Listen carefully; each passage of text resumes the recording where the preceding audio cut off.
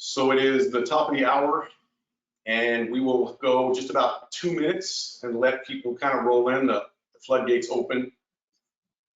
So as you come in, just some real quick administrative information. First and foremost, thank you for being here. Secondly, you will be muted and you will be without a camera, so that's just to decrease background noise and chaos and whatnot.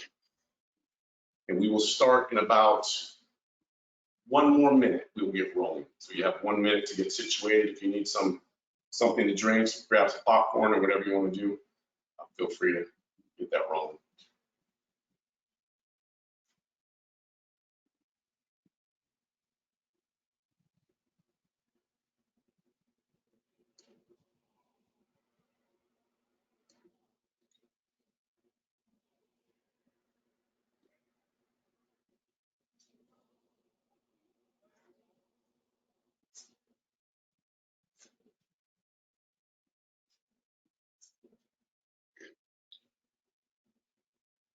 Slow down a little bit, so we'll start off 30 seconds.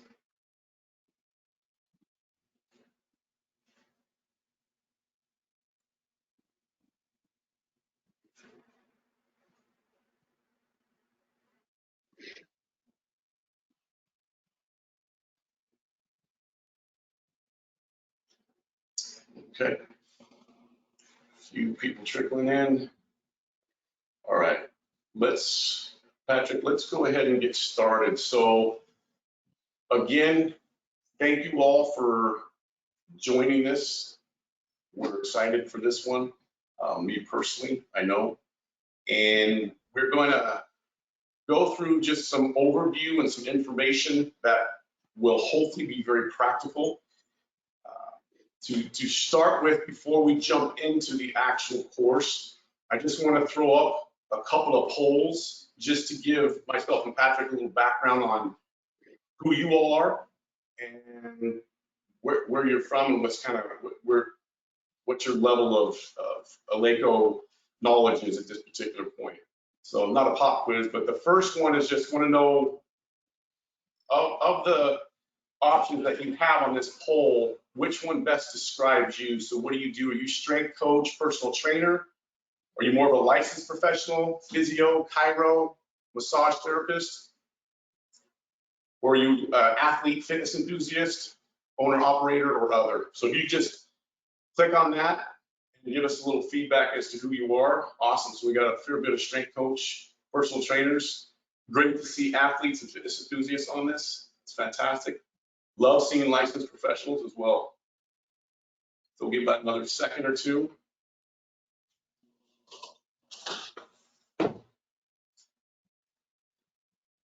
All right, cool. Very good. All right, thank you all for that. Appreciate that. So one more thing real quick. I just want to know how many of you, is this your first Eleiko Strength Talk? How many of the people that are on right now, it's your first time seeing one of these Eleiko Strength Talk webinars? Yes or no? Okay, fantastic. A lot of yeses. Awesome. Okay. That's what we'd like to see. Beautiful. Love that. All right. So that being said, real quick, I just want to introduce Patrick. So I'm Rodney Korn. This is Patrick Wormel. He's our tactical education manager. So he's been with us for about 3.5 years, almost 4, going on 4 pretty soon. He heads up all of our tactical education. That includes the U.S. Navy contract we have with education, and have built the tactical training courses we have, and then is one of the primary teachers for the courses that we offer and deliver. For those of you that don't know who I am, I'm Rodney Korn. I'm the director of education. I've been here just a little over 4 years. I've been in the industry for about 25 years, and so I've actually been doing foam rolling practically, using it myself. Have taught it, have taught others to teach it, and have studied it quite thoroughly over the last 25 years. So this isn't something new to me. This is something that is very passionate, and it actually kind of revolutionized how I move and feel today. So I'm not 20 or 30 or 40 or even 50 anymore. So with all that being said, this has helped me get to the place that I'm at, and that might come up later on. So I just wanted to give you a little background that this is something that I'm very passionate about as well. There will be also an article, a full-length article on our website that will be out shortly. I'm waiting to get the confirmation of when that's going to be released. So you can go to our website to the education page, and it'll be in the articles tab, and you can see all that. So all of that said, we're going to talk about foam rolling. And by the way, this is the Eleiko, the new Eleiko foam roll. Just came out. It's a fantastic roll. I've been using it quite extensively. I know Patrick has and his kids have. They love it. It's awesome. It's very lightweight, so you can see that it's really light, but it's very firm, and it has a good amount of give, but it's not hard and it's not soft. So it's able to give. As you can see, you want to be able to kind of put your thumb into that and get a little bit of pressure. So we're going to talk about an overview of the why, how, when, and where to use foam rolling in this particular presentation. So that being said,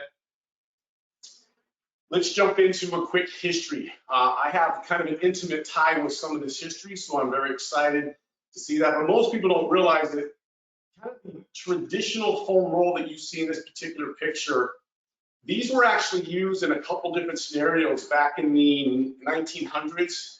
For some of you, that would be like very foreign. But they were used as packaging rollers. So they would be like, we have bubbles and all kinds of things that we put in packaging. Well, they would use rollers in the packaging for this. And sometimes they actually use these rollers on boat docks. So as the boat would pull up to the dock, it would be a bumper. And so that's where this material and these rollers kind of originated from and came from.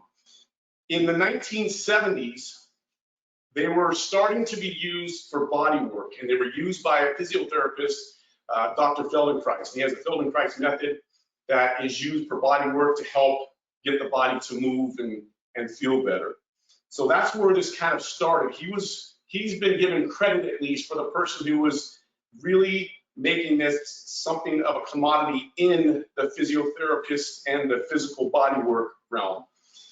In the 1990s, this became more specific, and it started being termed self-myofascial release, because it was a myofascial release that had been done in body work, manual therapy, but now you can do it on yourself using the roller. And it's myofascial because it's muscle and fascia, because muscle and fascia are intimate. And we'll show you some pictures and see what that looks like later. And the credit has been given to Mike Clark, who's a fantastic physiotherapist. I actually worked with Mike Clark. I met him in 1999, and he's now Dr. Michael Clark. That's what happens. You go to Michael when you get a doctor behind your name. But he's a brilliant physical therapist. He used a lot of the foam rolling when I first met him, and that was one of the most excruciating moments of my life, is when I first foam rolled, because my whole body was just in pain. And I thought, there's no way this could be good for anybody, until I learned how it actually works and why it works. So I was working at NESM at the time when I met Mike back in 1999, and swindled Mike to come on and work with NESM. And so in the 2000s, NESM as a company, we were the first company to bring foam rolling into fitness and performance programming. And as the term implies, self-myofascial release, we always used it on muscles. Until 2009. In 2009, a fantastic person who I've known for over 20 years and been able to work with the last 15 years, and very intimately in 2 different companies over the last 15 years, Ian O'Dwyer. Ian came up when we were working in 2000, and we started in 2008, but 2009, we met in San Diego. He came to me one evening. We were teaching a big mentorship at the time for a company called PTA Global. And Ian said, hey, I've been working with something. I want to talk to you about it. So we spent hours one night in a hotel room going through this concept of working on the bony areas, on areas of the joints, where we always said it was taboo and we can't do it. But we started working on this, and then in 2000, and we used it and taught it all the way up until 2017, we were doing that. And then in 2017, Ian and myself developed a company called Fuel Soma, which he still runs and operates out of, he's in New Zealand now, but it's out of Australia, New Zealand area. And so we developed this whole process of self-osteofascial, which we call self-osteofascial engagement. And this is how we work with the bony tissues. So Ian is a fantastic person that we will actually, I'll talk about at the end of this presentation. We're going to have a conversation with him next month, actually in October. And we'll be talking about mobility and stuff like that. So this is kind of the history. So the biggest thing to take away from this is, number one, we don't just have to roll muscles, we can roll bony areas as well. And that's the picture you see down there. So that's me rolling the lateral part of my knee, which is an extremely powerful area for creating better fluid motion and helping the body to move better. So that's the history. So kind of getting into some scientific rationale, I want to make sure that everyone is very clear that there is a plethora of research studies that talk about these. I'm going to go through a series of reviews. They're systematic reviews, they're narrative reviews, they're literature reviews. But what it is it's summarizing loads of research that's out there. So this was Can I interrupt you real quick, Rodney? Absolutely. While we're on this, if you have any questions as we go, you can ask them in the question tab, and I'll be in the background answering those and bringing those up to Rodney throughout the presentation. Thank you. Yeah, Patrick, thank you. So one of the things that I want to make sure we get out of this is I'm going to fly through a bunch of information, but I want you to ask your questions. I'm going to have in about 4 or 5 more slides, I'm going to have a stop period where we can ask questions that are relative to some of the science, how this stuff works. And then I'm going to get into some practical application and I want to answer questions. So I want to make sure that you get questions answered. Excuse me, and we can talk about that because that's far more important. What I want to do is touch on information and make sure you guys see that there is validity behind this particular process that's been going on for 50 years now. So here we have increases in flexibility, reduces muscle soreness. It does not impede athletic performance, and you're going to see these are recurrent themes throughout the research. Increasing range of motion, it doesn't change your performance, athletic performance, or impede it in any way. And it has the ability here, the way that they were looking at it, improves vascular and parasympathetic function. People always look at parasympathetic function shuts you down. It doesn't shut you down, it can calm the system down so it can actually perform properly. So I want to just touch on that. I'm not going to spend tons of time going through that. In another study or review, they looked at it increases range of motion, decreases soreness and fatigue.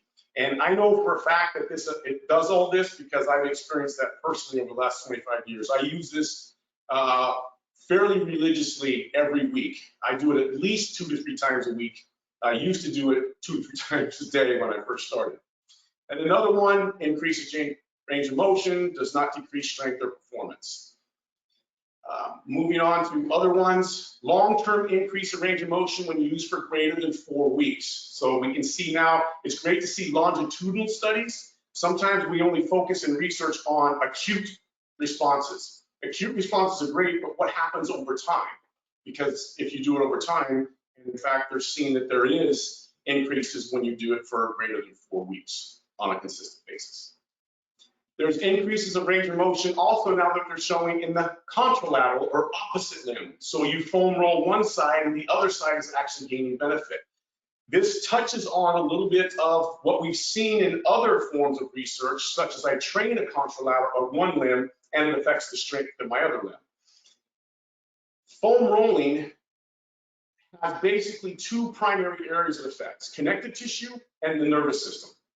And we'll talk about that in a minute, which are both connected because your connective tissue has the highest density of mechanoreceptors, which feeds the nervous system information. So if I do something to one side of my body from a fascia standpoint, which we'll talk about and I'll show you in a minute, it makes complete sense why it would affect the other side of the body or potentially can affect the other side of the body. The same with the nervous system. So in some of these last ones, again, range of motion increases pre and post muscle performance. So depending on who you are, what you're capable of doing, and how you're doing this, you can actually have some increases. So you can decrease soreness and fatigue before and after, and you can also at some point increase pre and post muscle performance. And while this next one's pulling up, I just want to make the caveat that this won't happen for every person all the time because everybody's different. And we'll talk about that a little bit later as well. So in this last one, improvement in sprint performance can be expected with pre-rolling, as well as recovery rates of the performance measures of speed and strength with post-rolling. So I might be able to enhance performance prior to something and decrease or increase the recovery following if I do that. So that's what I just wanted to show from a research standpoint, so you guys realize that there is some background information and quite a bit of it. So let's talk a little bit about how this stuff works and how do I do this. So first, I want to start with, there are different types of foam rolling, as we've already mentioned. We can roll muscles and we can roll the bony areas, which we call the osteo component, myofascial, osteofascial. There's also different techniques that you can use. There are a lot of different techniques, but let's just keep it simple. We can roll the tissue, so I can roll over my tissues. We can shift on the tissue, so we can drag tissue in all kinds of ways. We can twist it, we can go with tissue, we can go against the grain. You can also move the body on the roller, so there's tons of stuff, which we just call shifting. There's also compression, where we can hold and try to create a little bit more pressure on that tissue. There's also different positions you can roll from. Traditionally, we've always done foam rolling on muscles and lying on the floor. But not everybody's gonna have to have muscle because you can also do bony, and not everyone wants to lie on the floor and be on the floor. So Ian and myself, through Phil Soma, we developed a whole process where you can stand. I actually have a group training class that I taught at the club where I train over here. I created a group training class of foam rolling, and we did most of it standing because I had a lot of older adults that were in it as well. So you can do this and get a very similar response standing because you don't have to have tons of force on the roller to make it work. So the ultimate thing with the rolling is the pressure. It's the pressure of your body, your tissues against the roller, just like someone's hands who's doing a massage on you. It's the pressure that stimulates and manipulates and engages all of your fat, your skin, your fat, your fascia, all the blood vessels, all the nerves, all of that stuff has to move and groove together. And I'll give you a little vision of that here pretty soon. Your muscles, your bones, and then all the sensory receptors that are under the skin, in the skin and under the skin. And then you have from basically taking manual therapists, moderate pressure can have great effects on the central and peripheral nervous systems. And that's why we don't have to have deep, but you can have deep pressure. You don't have to have moderate, you can have light pressure. It's going to depend on who you are and what you're capable of. So let's talk a little bit more about that. So when we talk about the nervous system, realize that we have a variety of different proprioceptors. And those are receptors that receive information about what's going on in the body and different stimulus. Is it a tangential stimulus that's somewhere else? Is it a cross-friction stimulus? Is it a vibrating type of stimulus? Is it pressure? Is it in the joint capsule? Is it in the muscle? Is it in the tendon? There's all these receptors that are located all around the body, and they can all affect the sympathetic and parasympathetic nervous systems, but they also affect your immune system. Because remember, your sympathetic and parasympathetic nervous systems are intimately connected to your immune system, the endocrine system, as well as the muscular system. So that's how foam rolling can create a variety of different responses, and the response that you get will be based upon the issue that you may have and what's going on in your body. So one of the things it can do is create increased circulation. This is huge because circulation is what gets all of the nutrients and all the waste products in and out of the body. If we have poor circulation, we have poor tissue health. If we have good circulation, we have the opportunity to have much better tissue health, this is what we call vasodilation, increasing circulation. We also have a decrease in tone of tissue. When I say a decrease in tone of tissue, that's not a bad thing. It doesn't mean that you weaken tissue because we've already seen that research shows that it's not going to weaken tissue. It's not that it can't weaken a tissue, but that's a different topic that I wish if you haven't seen the webinar I did with Greg Roscoff, you need to go see that one, because that sets the stage for something that I'll talk about later about how the physiology of the body works, how muscles get tight, and what happens with that. If there's too much stress placed on a tissue, no matter how that stress comes to the tissue, and that tissue can't recover, then you can create a weakened state where it can't contract on demand. So when we decrease tone, the body will develop what's called trigger points. Trigger points are those places, most people will have them in your traps. They can be in the hips, they can be in the thighs. Where you press on it, it's like, oh, you feel this zinger. It's like, ooh, and sometimes it'll radiate pain. Matter of fact, a lot of people have pain in areas of the body. That's not the area, it's actually a trigger point from somewhere else. Most people get headaches, and it's really a trigger point. And that's, if you alleviate the trigger points, you alleviate headaches. So by using a compression technique, we know that research has shown that you can decrease that sensitivity of the trigger point and decrease the radicular pain that it may shoot. There's two types of trigger points. There's an active trigger point, which is something that you can feel without touching it, and then there's latent or kind of a dormant trigger point where you don't feel anything until all of a sudden you touch it. It's like, oh my gosh, where'd that come from? So those are nervous system issues where the muscle spindle has gotten into a spasm, and if the muscle spindle is in a spasm, so to speak, then it can't give information to the brain about how the muscle operates. So it's going to affect how that tissue works, which means we're going to have to compensate somewhere else. It's also going to shoot pain in other areas. So by the compression allows that to release, and then we start getting fluid back into, it's increasing the circulation, pulling waste products out, bringing healthy fluid back in, and we start reconnecting the tissue to the brain, which is how we start getting better movement. We also have alterations that have been shown in cortisol, serotonin, endorphin, and oxytocin, these different hormones. It helps to decrease the pain perception, which is big, because your perception of pain will affect how your body responds to something. When someone's in pain, they're not all relaxed, unless you're on pain meds, but that's why you get pain meds, so you relax, so your body isn't tensing up, which is enhancing the pain. It can also increase the anti-inflammation processes and decrease pro-inflammation. In other words, it can minimize the inflammation and help the inflammation cycle to complete itself, which is vitally important for tissue health, which is that's the whole basis of recovery. Recovery is, did I finish my inflammation cycle, yes or no? It also flushes fluids. So if you think of yourself, your body's like a sponge.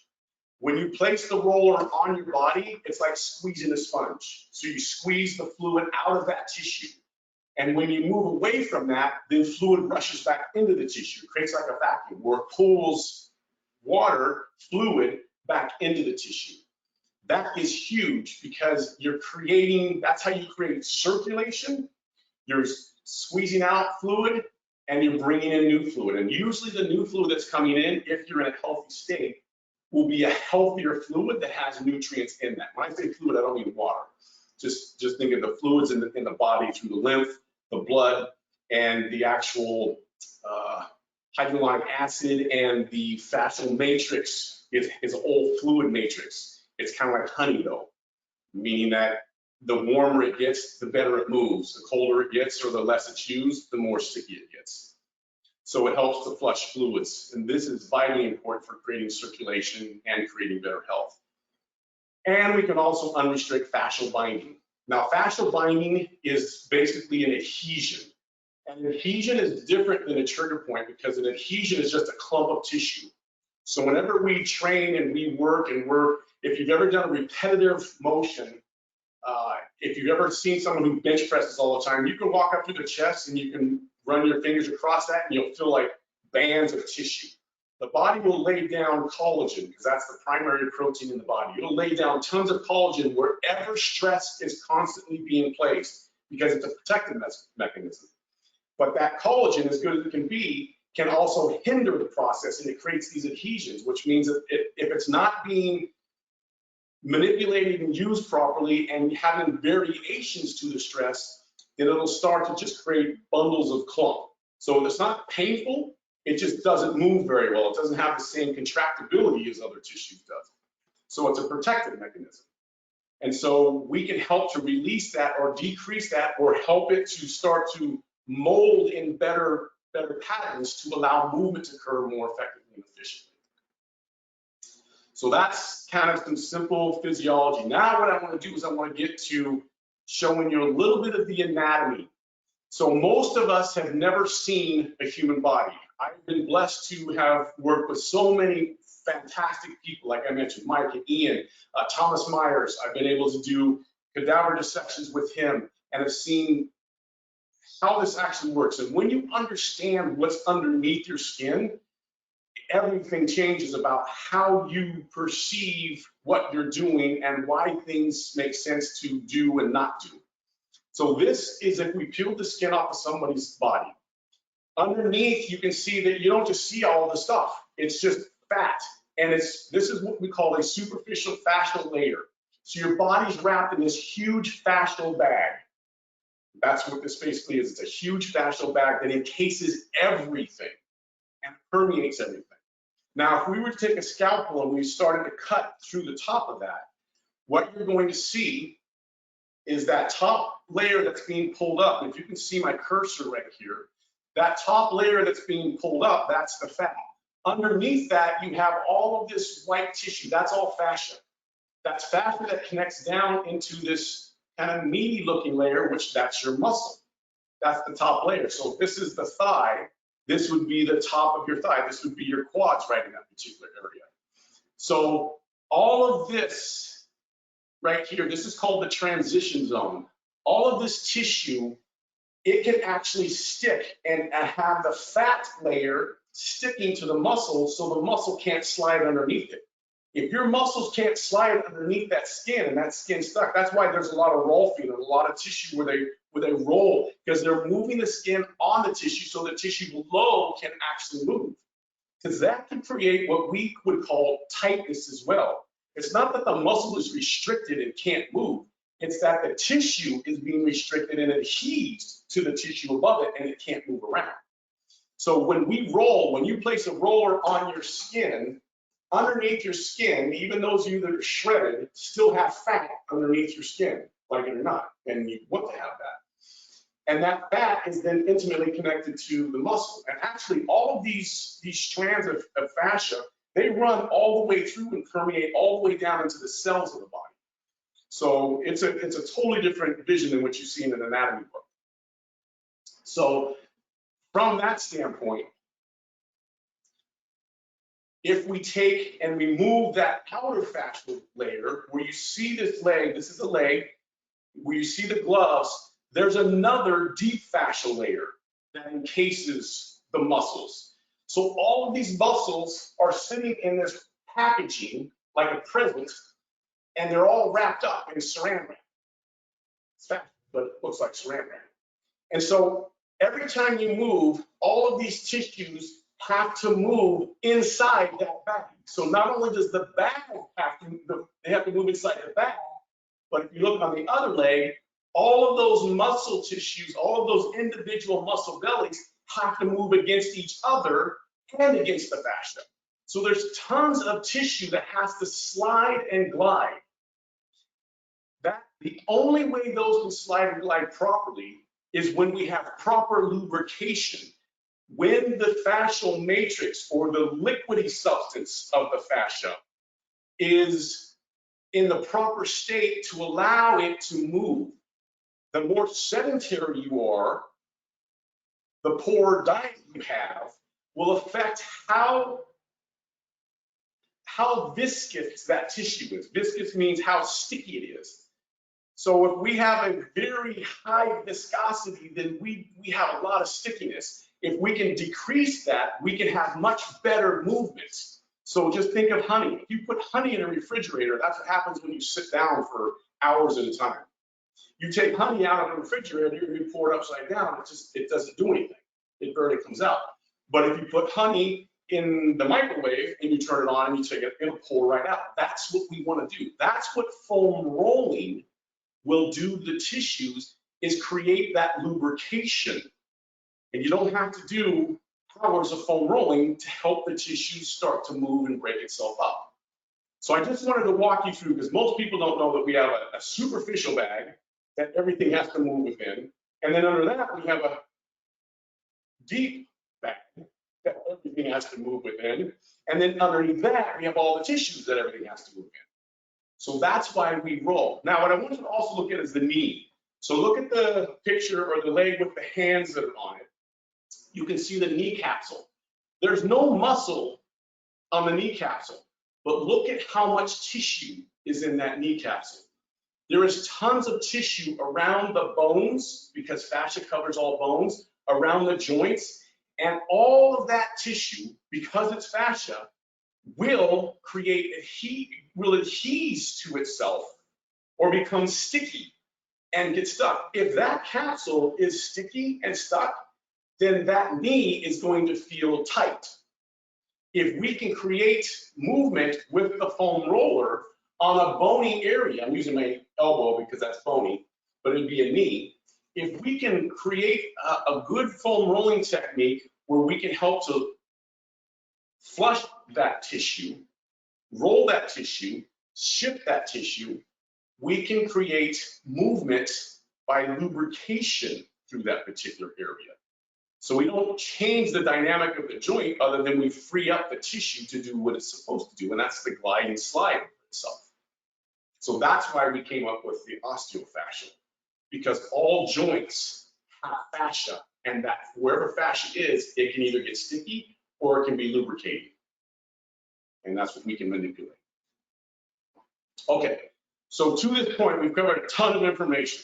So I just want to stop and see if anybody has any questions real quick. And Patrick, I know you've been looking, so if we have anything that somebody wants to go through, knowing that we're going to get into practical application here in a second.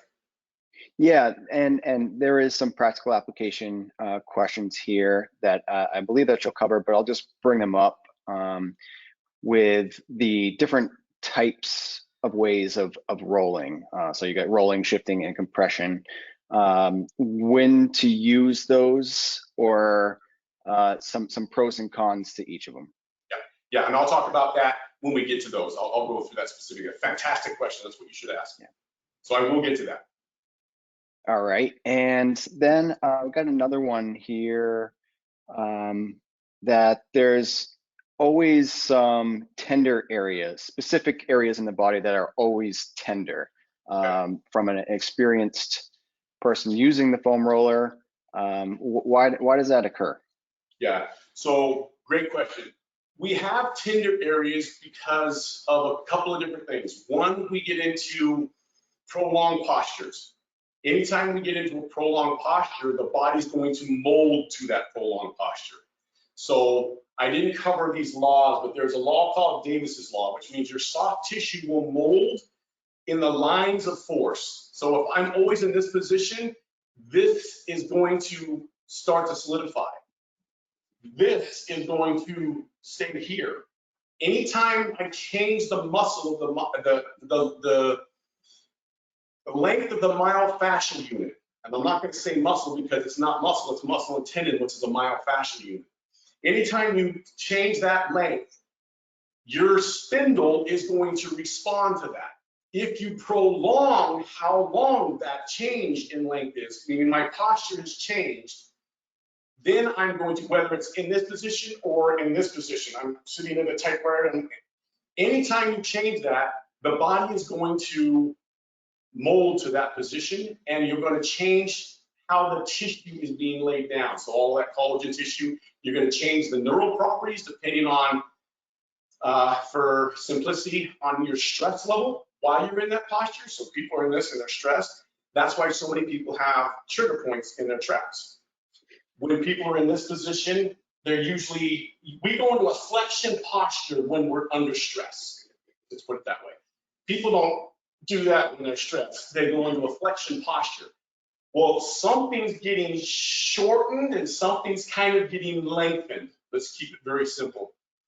Neither one of them are necessarily bad. It's how long they stay there and what state, what mindset and what emotional state are we in with that, because those are all tied together.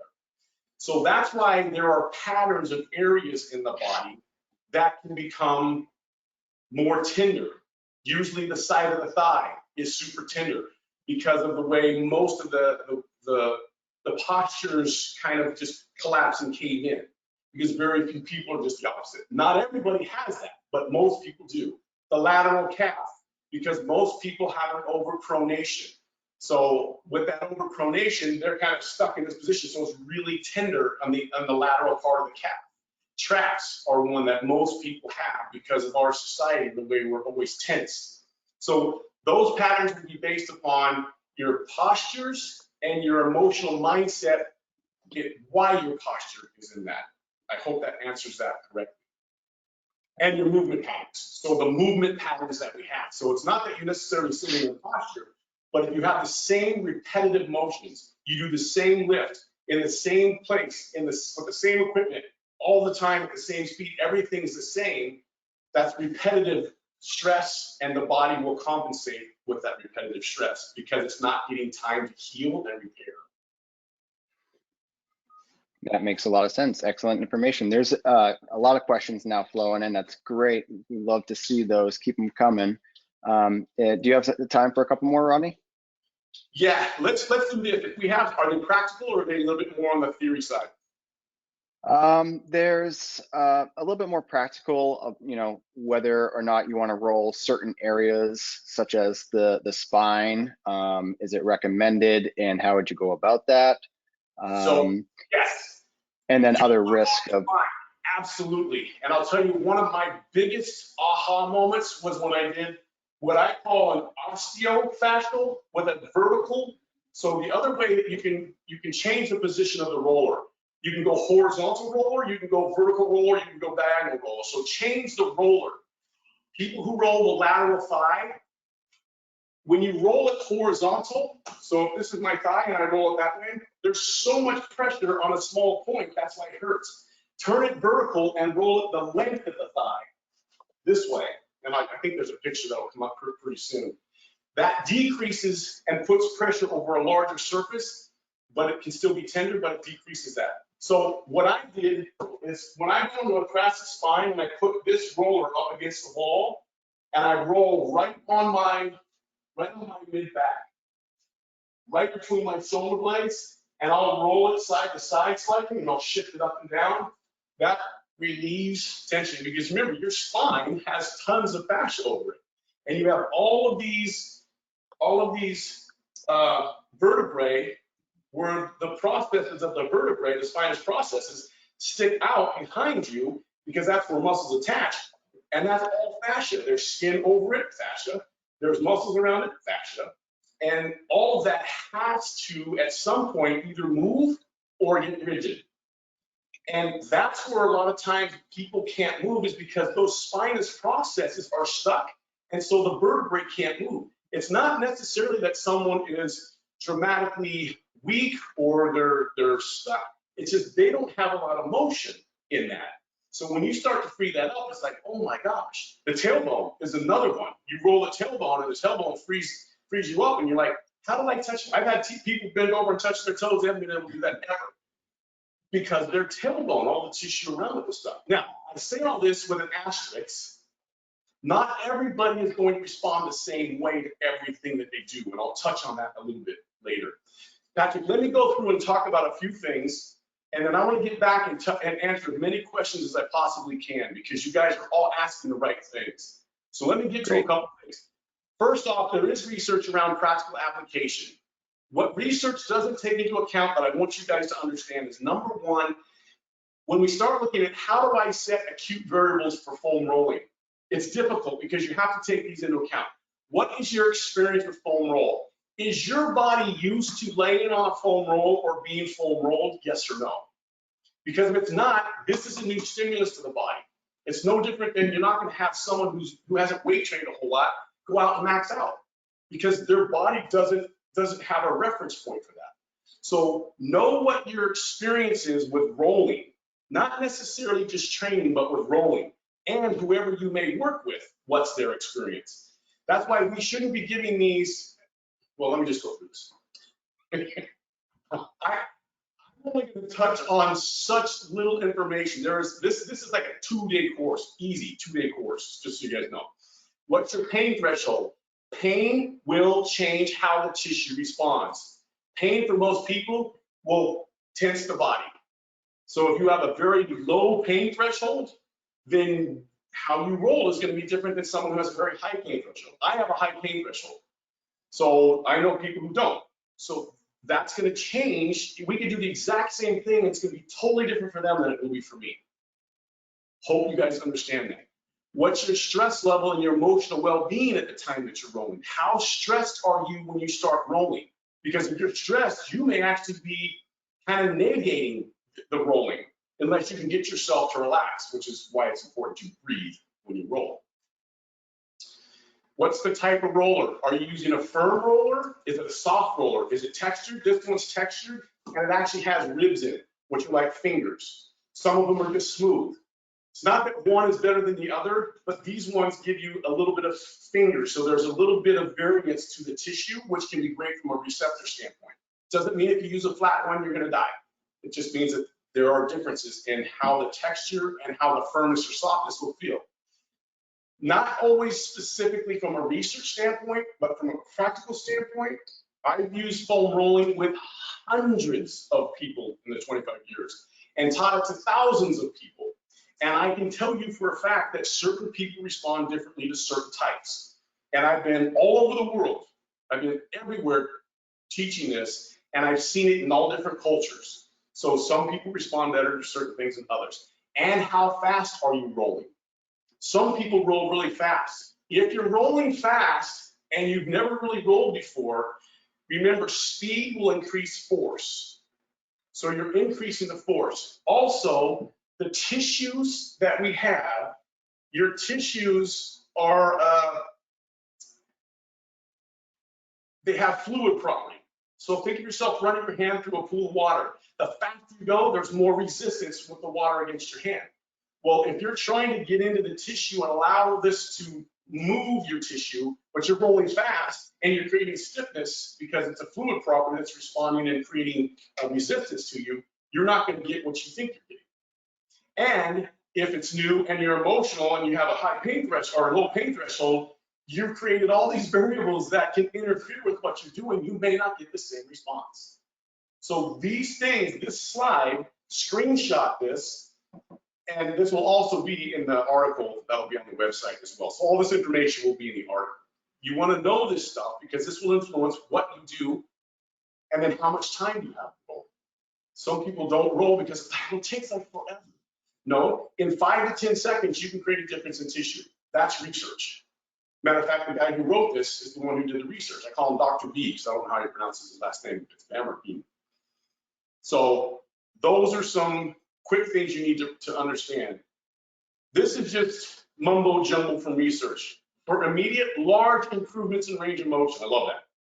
Because how large of an improvement do you need?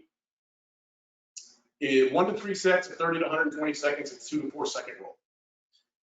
So that is a research process. I can tell you for a fact, you can do far less than that and get great responses. I've seen it all over the world. I don't care what any researcher tells me.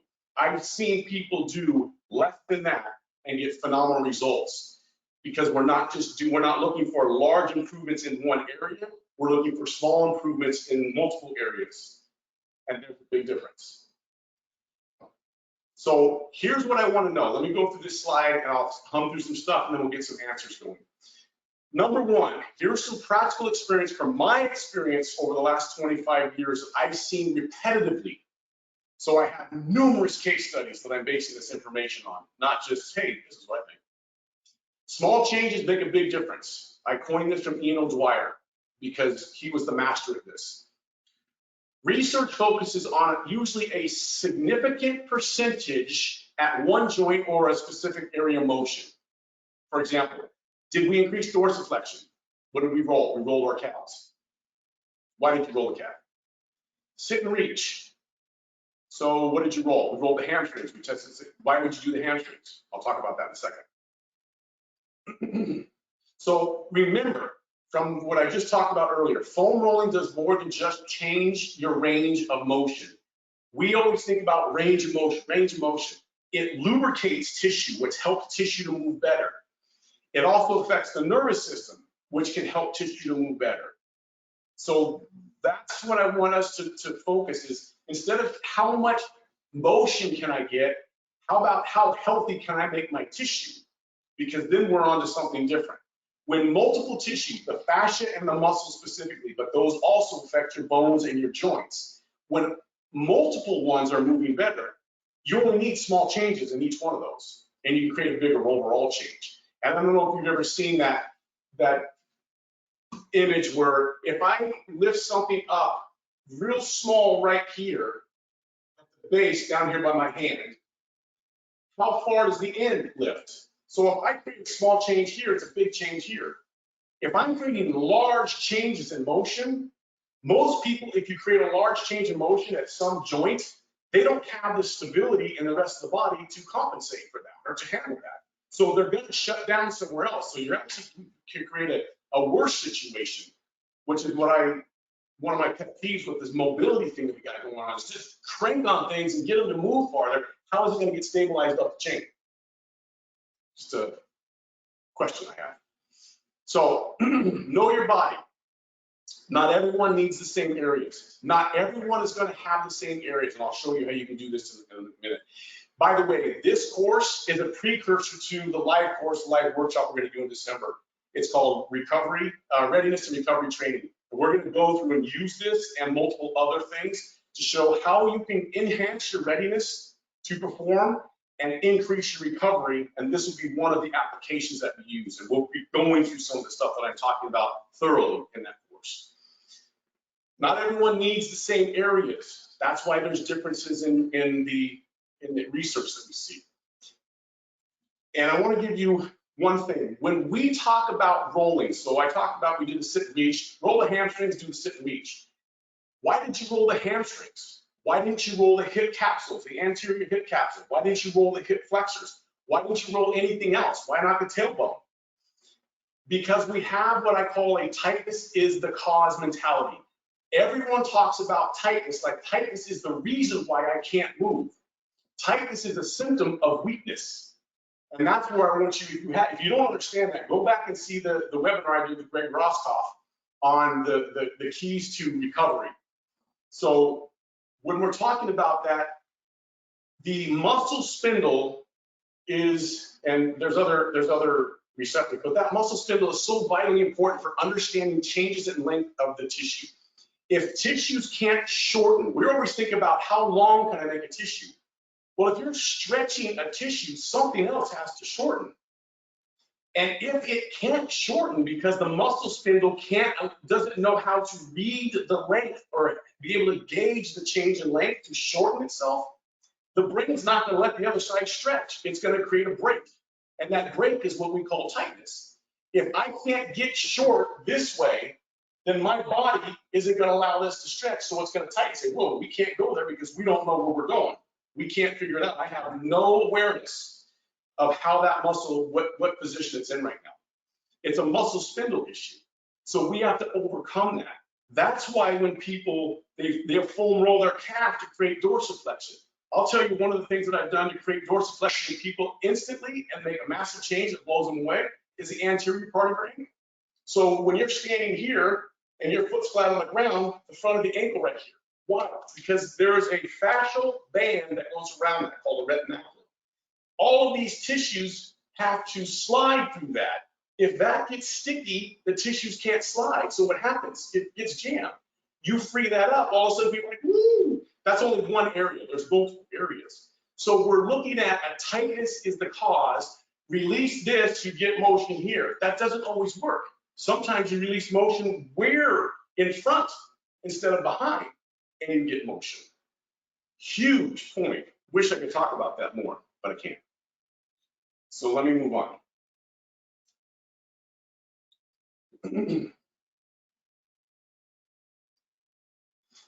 Body loves variation. Use all different types. Don't just use one. So here's what you can do from a practical application standpoint. Assess yourself. What is your tissue health? Foam roll your entire body. And if you're going to come to the course, you're going to do this. You're going to foam roll your entire body, and you're going to get a gauge on what do the tissues feel like from head to toe, toe to head. Each area that you roll, you're gonna rate on a scale of 1 to 10. 1 is don't really feel anything, 10 is, ooh, that really hurts. The level of pain in tissue is an indication of tissue health. The higher the pain, the worse the health. So areas that score 8 to 10 are your most unhealthy tissues. 5 to 7 are not as healthy as they should be. 1 to 4, they're fairly good. And then from that, when you're rolling the unhealthy areas, the 5 to 10 range, this is a simple process that works very well. Let's kind of answer one of the questions. So number 1, roll the area, just a slow roll. 2 to 4 second roll in an area depends on how big the area is. So if you're on a thigh, you may break the thigh in half. If you're on the calf or the lower leg, you can break that area in half as well. So you can chunk the body down depending on where you feel some of the issue. But you want to roll, just a regular roll with the tissue. That acts as kind of a flushing mechanism, but it also will indicate where the biggest pain is. Where is that one spot that's just like, find that spot, and then you can stop and hold on that area. Just use compression. So roll and then hit compression when you're on a sensitive spot, and try to just breathe and relax. And it can be anywhere from 10 to 60 seconds. I don't usually have people go longer than 60 seconds because I'm not trying to decrease and eliminate pain. All I want to do is decrease the pain, maybe 1 or 2 points, because the body's like, okay. Once you feel that, move on to something else. You don't have to spend all day there. We don't have to change the body from total pain to no pain in the first session. Just decrease it. How fast it decreases will also tell you how willing your tissue is to repair itself. So if you're on a very sensitive area and you're breathing and relaxing, and it takes you 60 seconds, then it's pretty irritated in that area. So you don't want to beat it up. You just want to know that I'm going to have to do that on a consistent basis. If it only takes like 10 seconds, like, oh, that feels good. That means your body is fairly healthy and it's willing to repair.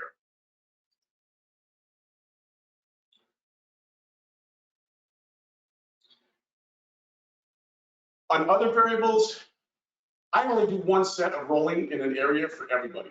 I've never done 2 or 3 sets. Now, it doesn't mean you can't, and you can do smaller chunks. You could do 2 sets of maybe 5 to 10 seconds if you want to. So you might do 5 to 10 seconds on one side, 5 to 10 seconds on the other side, 5 to 10 seconds here, 5 to 10 seconds there. That's a way that you can create more total time without doing it all at one time.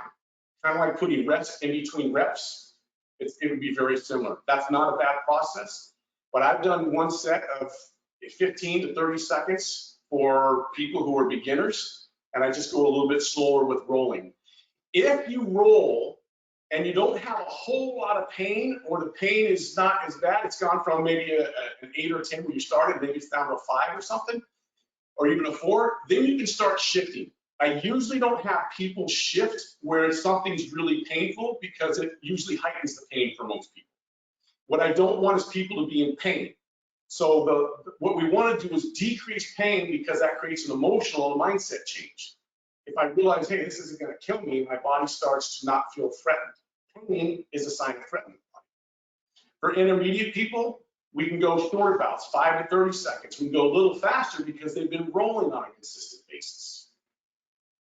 So again, you can shift. I usually use shifting when the body's not super tender, and I'll just roll and shift. I only use compression personally, and for most people that I work with, doesn't mean you have to do it this way. I only use compression when they have an issue where it's fairly sensitive, and we don't want to just irritate it, we want to just try to calm it down. You can do, this is all research, you can do before and after training. So I, especially on days where I'm training maybe a little bit more intense, I'll do some stuff before and I'll do some stuff after. You could do the exact same muscles, or you could do different ones depending on what you're training. Usually it should be similar, but it depends on what you're training and how you're training and what you need. So if you have very specific areas that are just causing a lot of issues, even if that's not necessarily part of your training. So maybe you have something in your lateral thigh that's just an irritant, but you're going to be training your upper body. Even though you don't think your lateral thigh is part of your upper body, it is, because we're wrapped in one big bag. So I would I would take my rolling sessions and try to focus on areas that are high. If you're at 7 to 10, 8 to 10 especially, roll those areas on a consistent basis to help flush and decrease. Roll it, compress it, roll it, compress it, day after day after day, because you're going to create change. So when I started personally, my lateral thigh was so sore that it literally made me cry when I saw Mike Clark in 1999 enrolled in his place and I was doing that. I was literally in tears, not crying like a baby, but just in tears because I was like, oh my God, how does this work? Funny thing, I had back pain all the time. After 1 month, which was the 4-week that they showed research, after 1 month where I would do it, little bouts a couple of times a day, and again, I was younger then, my pain was gone. I can now take a ball and put it and lay on a ball on the side of my thigh, and I don't have excruciating pain. So it works. So you can do it before and after. You don't need billions of foam roll exercises. You don't need to spend lots of time. Make it practical so you'll do it. So all this information, I'm gonna skip because it's in the article, and you guys will be able to see the article on the website.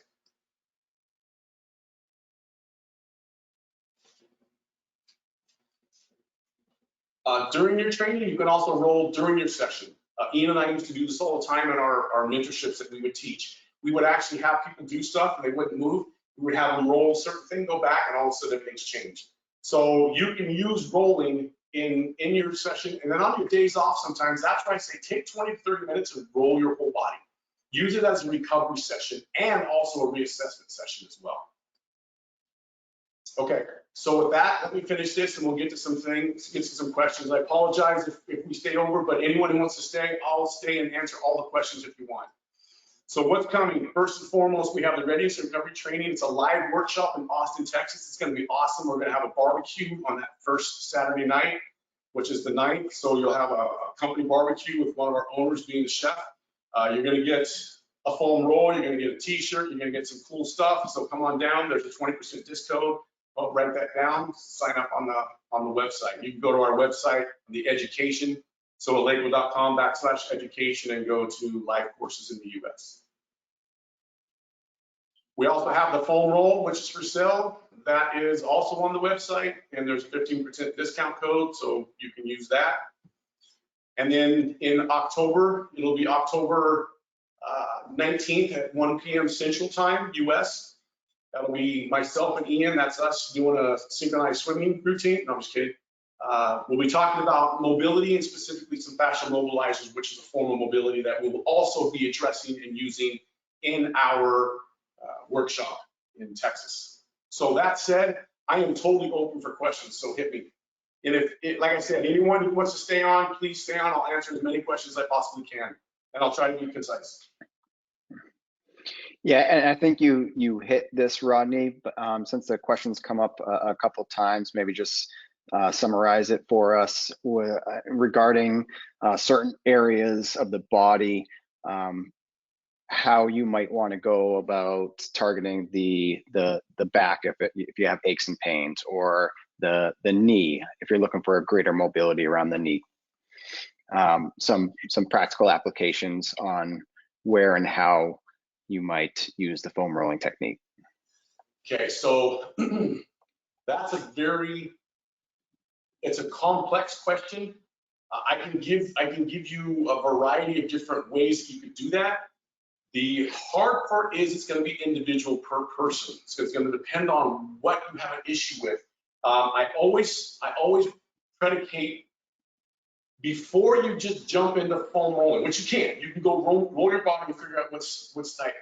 But for me personally, I want to find out what's someone's range of motion. This is going to be something else we're going to do in the readiness and recovery training. We're going to be able to, you're going to go through your own, you're going to get your own body scan from a rolling standpoint of what you feel like. Where is your sore spots? So you're going to know yourself. You're also going to do some very simplistic and thorough range of motion assessments. How are your joints moving? We're going to go through a simple process with your body, because that range of motion will tell you what movements can't you move into, because that's going to let us know what is actually in a weakened state that can't move somewhere.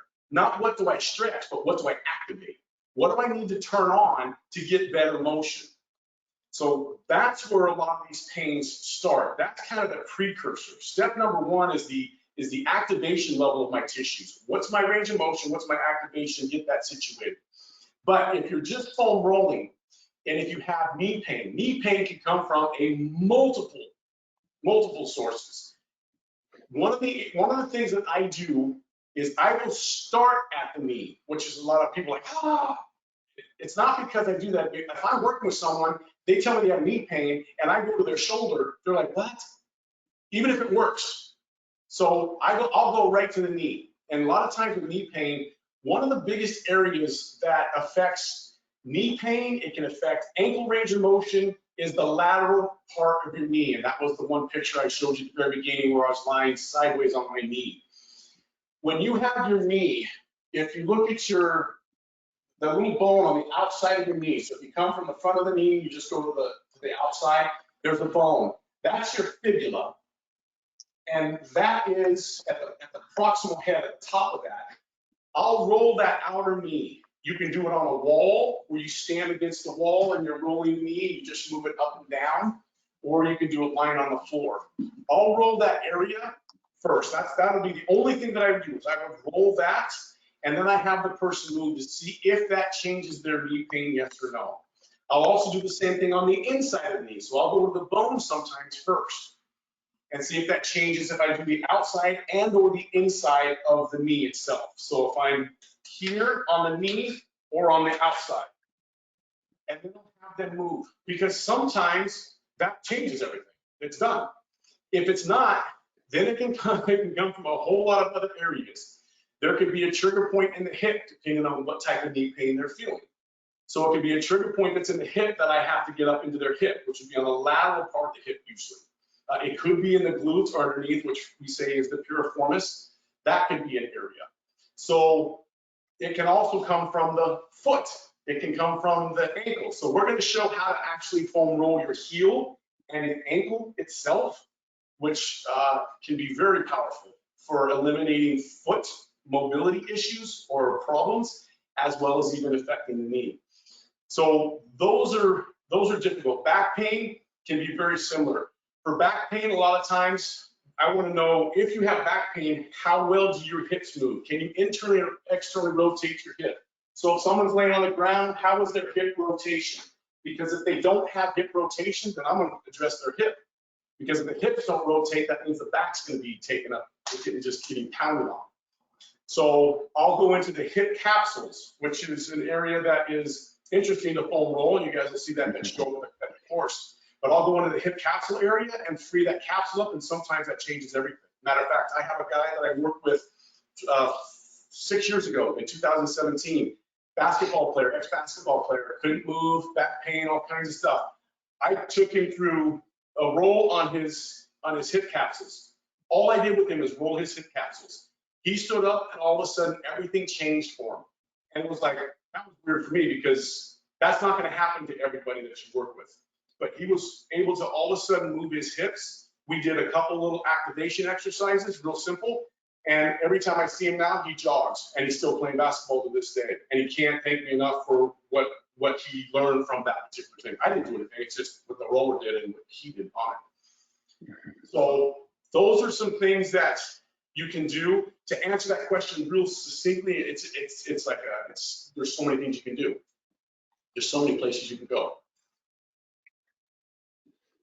Great, thank you, Rodney. And in context to the type of exercise that you're doing, is there certain ways to apply, say, for a bodybuilding context? Is there any differences from what you had mentioned throughout this presentation, or would you apply the same variables and application tips that you talked about? I would do the same thing, because I was an ex-bodybuilder. So at the time that I started foam rolling, I had just come out of bodybuilding and was starting to get into kind of a powerlifting thing. So bodybuilding was one of the reasons why I was in so much pain. I figured you would like that question. So I need to thank you, Lars, for asking. Yes. And then how would you compare foam rolling to massage? Foam rolling can be very similar to massage For some people, it's not as relaxing because you're doing the work, not someone else doing the work. And it depends on what type of foam roller you have and how you're foam rolling. So if you don't have a high pain threshold, then I suggest you find ways to do stuff on the wall. We at Eleiko we won't have an exercise library with doing standing, but I know Feel Soma, if you go to feelsoma.com, I know Ian has recorded stuff where we do stuff standing on the wall in that particular thing. So you can decrease how much pressure you're putting on that by changing your positioning, by changing the position of the roller. So it's similar, and actually a lot of the science and information originally in the early 2000s was coming from manual therapy because they hadn't researched foam rolling yet. So there is a lot of carryover. There's a little bit more, there's far more specificity when you have someone with a body worker or have some tools that you can use to do certain things that you can't with a foam roller. But there's obviously different foam rolling objects, whether they're smaller balls or different things that can be used where you can still address a little bit more pinpoint area or things of that nature. So it's similar, but it's not the same. But it has the very same response, or it can, if done properly. Yeah, that's great. And there's a few questions regarding the amount of tension that you're going to be putting onto the foam roller or onto the tissue. Whether, say someone had delayed onset muscle soreness, DOMS, would it be negative, or would it have a negative or a positive effect for that, say if they're extremely sore and they had them foam roll? So great question. From a scientific standpoint, it's shown to actually help with DOMS, so it can decrease it. Now, this comes back to the personal issue, is what's your pain threshold? So if you're in excruciating pain, there's a couple things I'll talk about. If you're in excruciating pain because your training session, first off, I want to know why. Why are you in such excruciating pain with your training session? Does it need to be that way? But if that's the way it is, number two, what's your pain threshold? If you have a high pain threshold, then go ahead and try to roll that. If you don't, then you're going to have to change how you want to roll it, because you want that tissue to be massaged and be lubricated, but you have to be careful. If it's very painful, just from a DOM standpoint, remember the foam roll is still force on the body. So if we have a tissue that's already beat up and we want to put a lot of force on it and beat it up more, that may not be the best opportunity. You could, even though it may feel better, you want to make sure that you're able to activate it. We're going to show you how to do that in the readiness recovery, because we can actually shut muscles down. And when I say shut them down, it doesn't mean that you're not still strong, you don't feel strong. It means that that particular area, that tissue, may not have recovered fully, and so it can't activate on demand. If it can't, then that means we got a compensation, and you may not realize it for another week, and all of a sudden you start feeling pain in some area. So when you're really sore, don't try to apply tons of pressure and force with the tissue. Use this to kind of flush the tissue and just get the fluids moving in there, but don't try to beat it up with that, if that makes sense. Yeah, and this one kind of goes along with that, whether there's any don't do's that everyone should be aware of. This is obviously going to have to be dependent upon the person, the situation, but are there any overarching you should be aware of and try to avoid when foam rolling? Yeah, just realize that up in your shoulder and down in the groin and hip area, you have blood vessels and nerves. So if you're on a blood vessel, you roll blood vessels, you'll feel like all of a sudden it gets real warm in there. If you hit a nerve just wrong, you'll feel a little tingly. So you're just going to move off of that. So that's one you want to be aware of. You don't want to be just digging into things that can cause just another sensation that your body's like, heck is that? It's not that that's going to kill you. It just doesn't feel good. And you're not going to want to do that very much. Don't do things on open wounds. Don't do things on people who haven't been cleared for exercise yet. So if someone's not cleared to exercise, don't have them start foam rolling. If it's you and you want to try it, that's your choice, but don't have someone else that you're working with, if you're coaching or training someone, do something unless they're cleared to go back to activity. Awesome. And I think that's about it for our questions. Okay, sweet. So I hope this was helpful for you guys. And again, there will be an article that has all the references and has everything that you can look up if you want to. It'll be on the website. Again, just go to eleiko.com/education and you can sign up for the live workshop there. You'll see the place, and then you can scroll down and look for the articles and go there. And that's it. If you have any questions, feel free to reach out to Patrick or myself. We'll be more than happy. Hope we see you again pretty soon. Next month, or I should say October. Don't forget about the mobilizers and the mobility session that we'll do, and pick up the phone roll. Thanks for joining. See you next time. Thank you, guys.